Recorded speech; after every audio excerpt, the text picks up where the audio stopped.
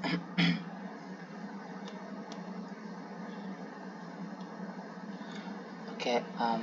good morning teacher. Today I will present about the exercise 3. First of all is why should an engine functional system be controlled by computer? And I will use a system to illustrate my answers. Uh, this is about my diagram. First, you can see that the the first benefit is about the precision. You can see computer can precisely control critical engine parameters such as fuel injection timing and duration, valve timing and ignition timings, and this precision ensures that the engine operates within the tight tolerance and maximizing efficiencies and power output. The second one is it quick response. You know that the computer can make split-second adjustment to maintain optimal engine performance.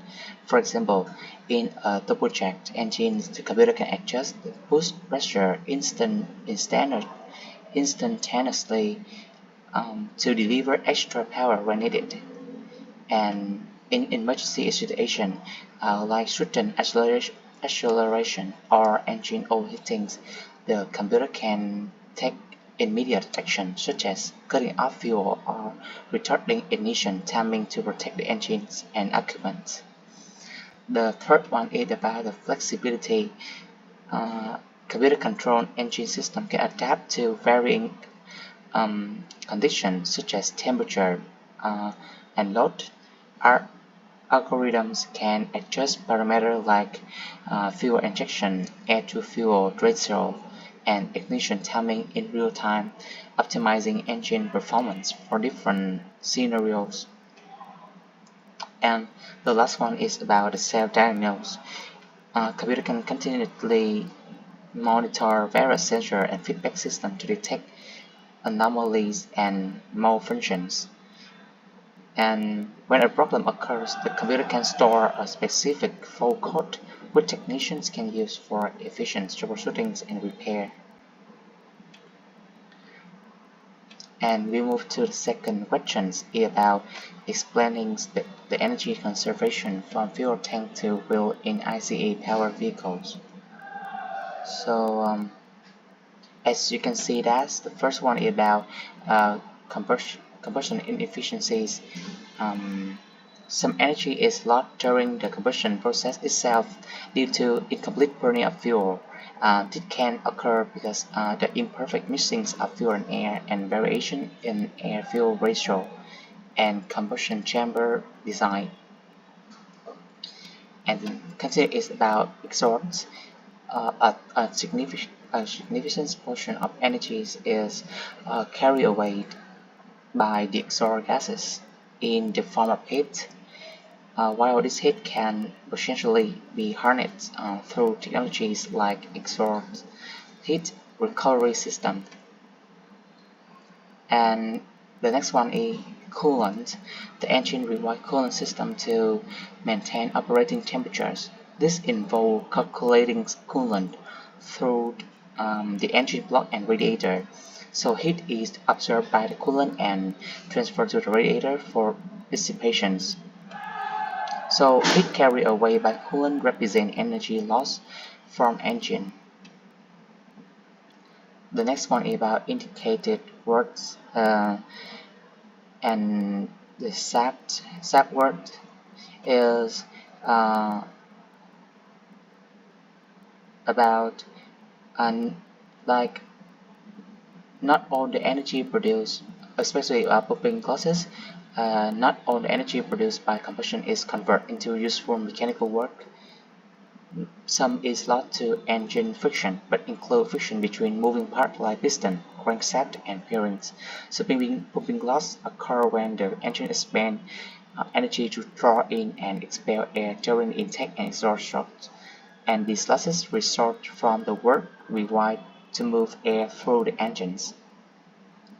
And about the sap work, some engine power is used to drive auxiliary components like alternator, air conditioning, compressor, and power steering pump.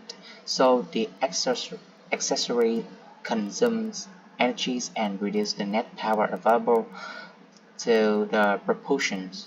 And the transmission system will also incur losses due to the friction and heat.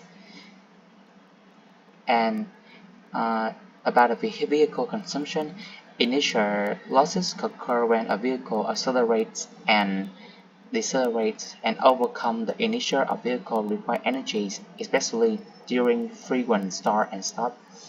And about aerodynamics, tracks represent the resistance encountered by the vehicle as it moves through the air at high speed, reducing aerodynamics track through streamlined design and better material can save energies.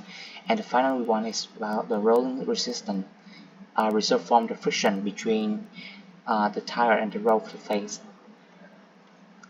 And the next question is about the why fuel economy of SE engines power engine in highway driving conditions considerably better than urban driving conditions. The first one is about at steady state operation or idling times. On highways, vehicles tend to operate at the relative steady speed for extended periods. In contrast, urban driving involves frequent stop and start, so leading to more idling and accelerations events. And moreover, about when in urban roads, in urban you have to more accelerate or more decelerate, so it will make the less fuel economy for urban driveway. And the next one is about rolling resistance.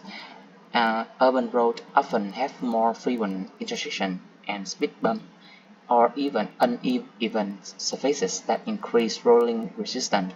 So this requires more energy from the engines to maintain speed. So highway typically have smoother and better maintained road surface with fewer obstacles, so resulting in lower rolling resistance. And the last one about transmission gear ratio.